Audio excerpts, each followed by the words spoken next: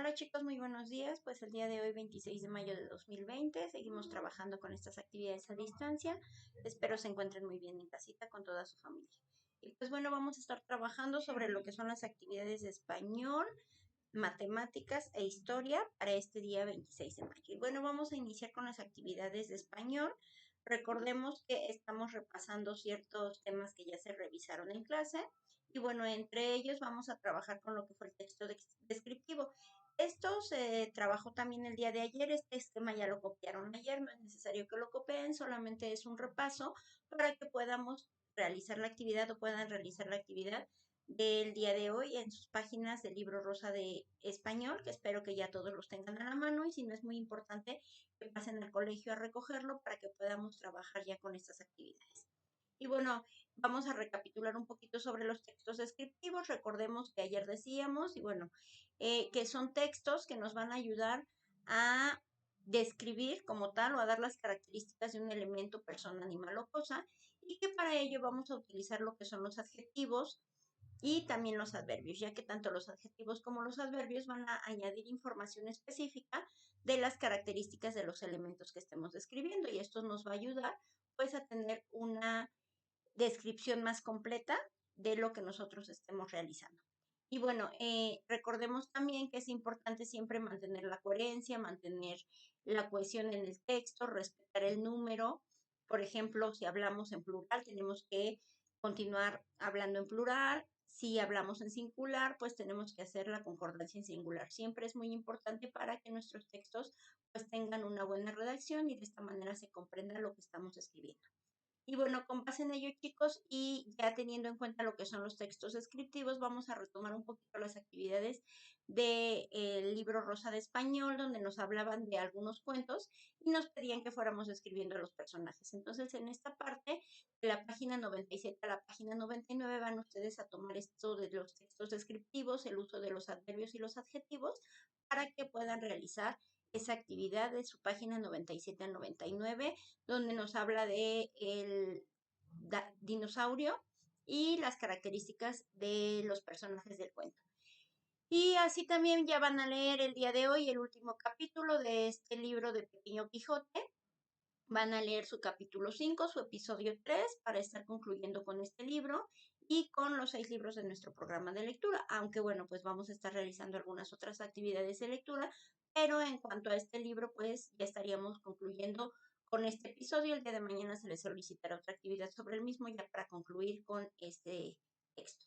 Y estas serían las actividades del día de español para el día de hoy, chicos. Vamos a continuar con lo que son las actividades de matemáticas. En cuanto a matemáticas, el día de hoy vamos a trabajar sobre lo que es un repaso de método Singapur. Vamos a recordar los 8 pasos. El paso número 1, que es leer con atención el problema. Paso número 2, decidir de qué o de quién se habla. Paso número 3, vamos a dibujar nuestra barra de unidad. Paso número 4, el problema se va a leer frase por frase o número por número. Después, en el paso 5 vamos a ilustrar la barra de unidad.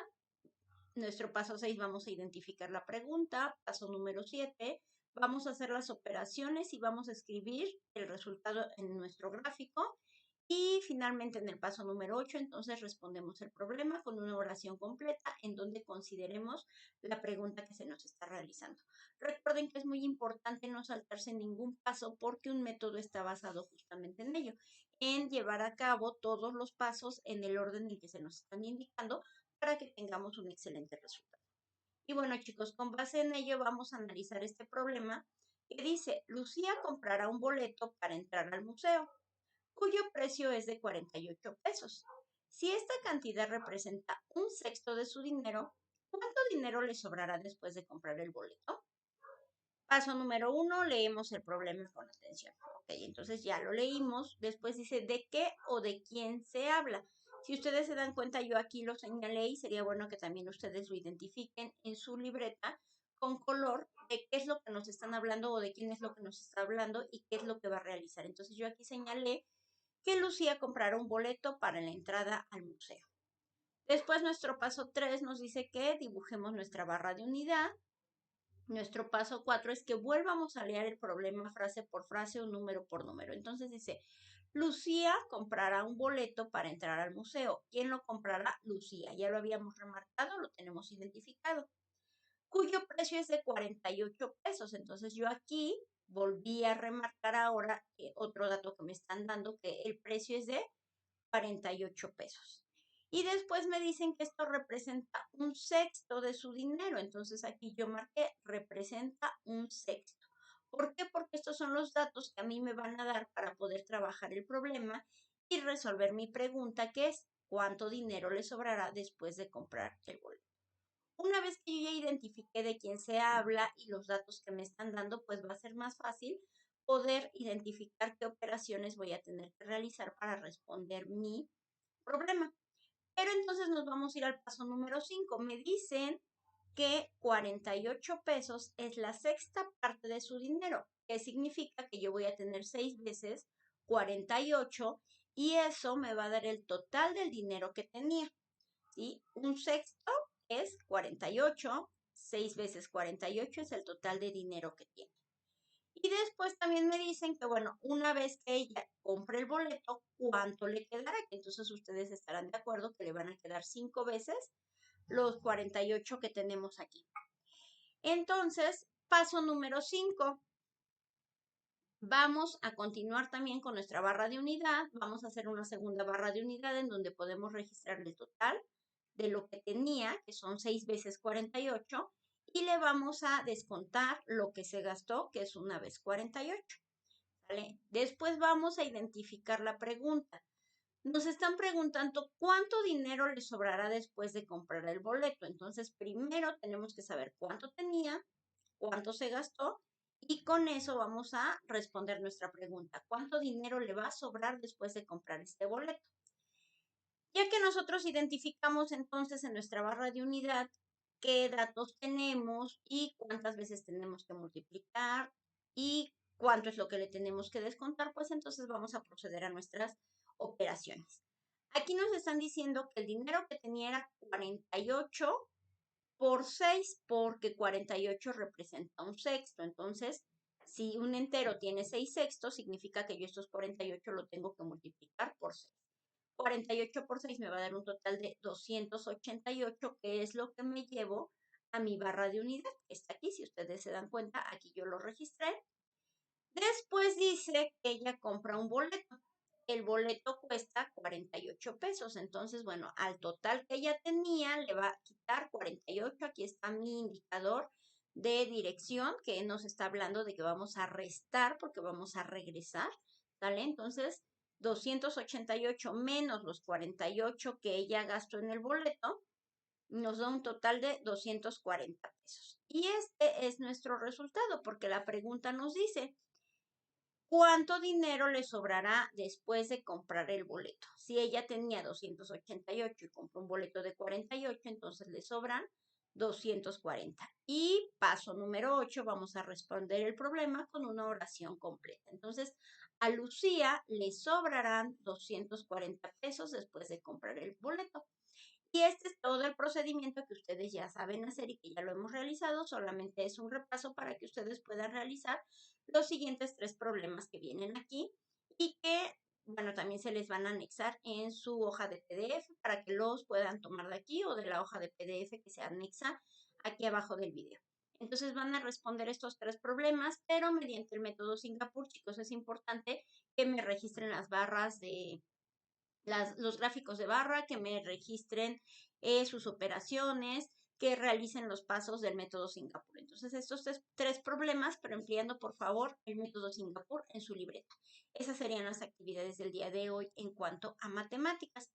Y después tenemos lo que es historia. Vamos a trabajar ya con lo que es el inicio de la Guerra de Independencia. Recuerden que anteriormente estuvimos trabajando sobre lo que fueron las causas de esta guerra de independencia y bueno, se realizan conspiraciones debido a que pues había mucha desigualdad, a que no estaban de acuerdo con algunas circunstancias que se estaban dando en la Nueva España. Entonces, cuando una de estas conspiraciones es descubierta, pues se inicia el movimiento armado. Entonces vamos a iniciar con este tema justo el día de hoy porque es donde inicia la guerra de independencia. Y bueno, para ello vamos a considerar y vamos a recordar que Hidalgo estaba influenciado por las ideas de la Ilustración. Recuerden que se genera el movimiento de Ilustración desde Europa, pero esto también viene a tener un impacto aquí en la Nueva España y pues empiezan las ideas en contra de la esclavitud y en favor de la autonomía de la Nueva España. Entonces, Hidalgo estaba apoyando lo que eran esas ideas y empezó a realizar las conspiraciones también con los personajes como Allende, como el Corregidor, y todos ellos estuvieron trabajando en esas conspiraciones para poder ver cómo podían ellos librarse de la corona española mientras pertenecía al ejército francés. De hecho, la idea no era como tal liberarse de la corona española, sino liberarse de ella o ser autónomos de ellas mientras ella estuviera pues liderada por el ejército francés. Entonces, en 1810 se descubre esta conspiración y se tiene que iniciar con el grito de Dolores. Se va a formar un ejército improvisado, ellos no tenían ya planeado levantarse en armas, pero en el momento en que ven que esta conspiración es descubierta, pues se improvisa y se arma o se forma un ejército que va a estar integrado por indígenas, mestizos, peones, mineros, artesanos, y va a estar liderado principalmente por Hidalgo y Allende.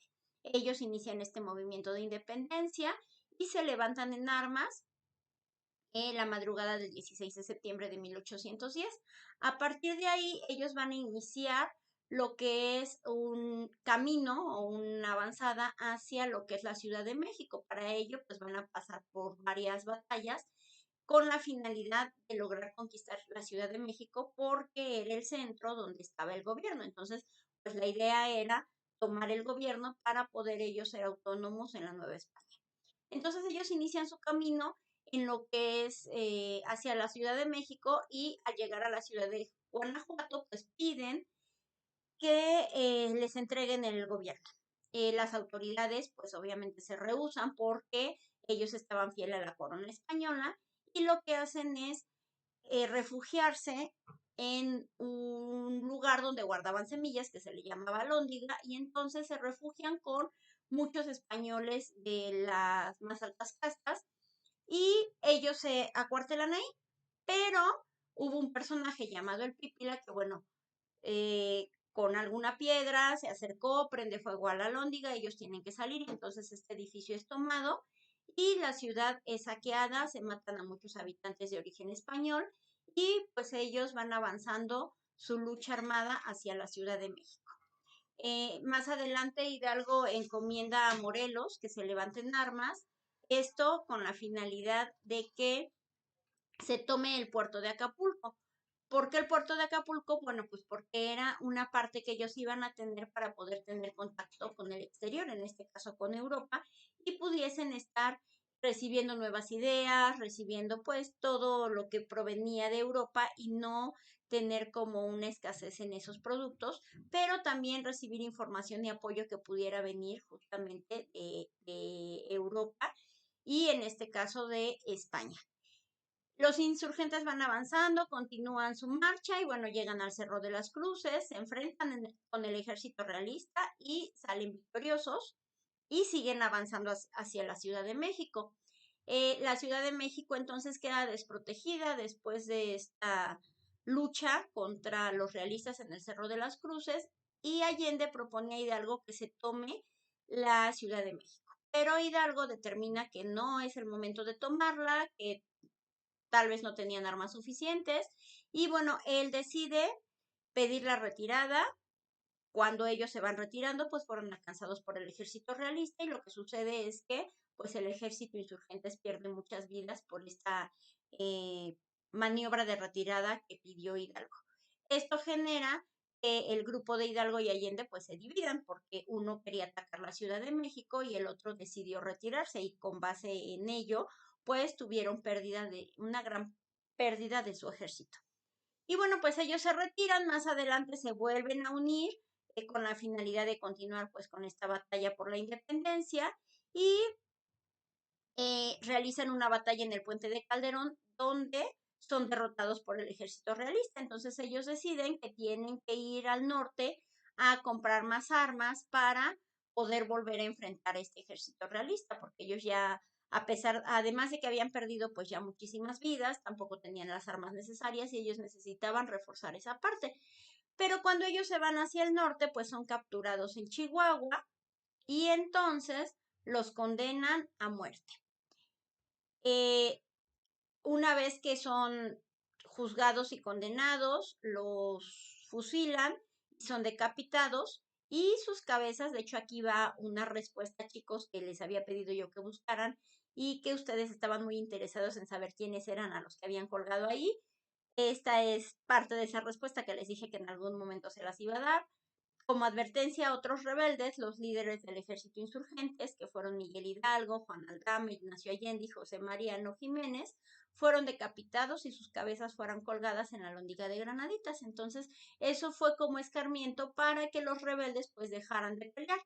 Pero las circunstancias en nuestro país pues eran muy complicadas y a pesar de que, bueno, asesinaron a estos líderes que fueron los que iniciaron el movimiento de independencia, pues la batalla de independencia no quedó ahí, sino que muchos líderes retoman el movimiento de independencia y continúan con estas batallas en favor de la libertad, que más adelante en la siguiente clase pues seguiremos platicando de quiénes son estos líderes que continuaron en esta batalla por la independencia de la Nueva España. Y bueno, chicos, ¿qué es lo que van a realizar ustedes como actividad en esta sesión? Solamente van a copiar estos dos diapositivas, que son los esquemas de cómo fue sucediendo esta primera parte de las batallas de la Guerra de Independencia. Y eso sería todo las actividades que tendrán que realizar, chicos, por el día de hoy. Espero se encuentren bien, que tengan un bonito día y estamos comunicándonos en un rato más para la resolución de dudas. Gracias.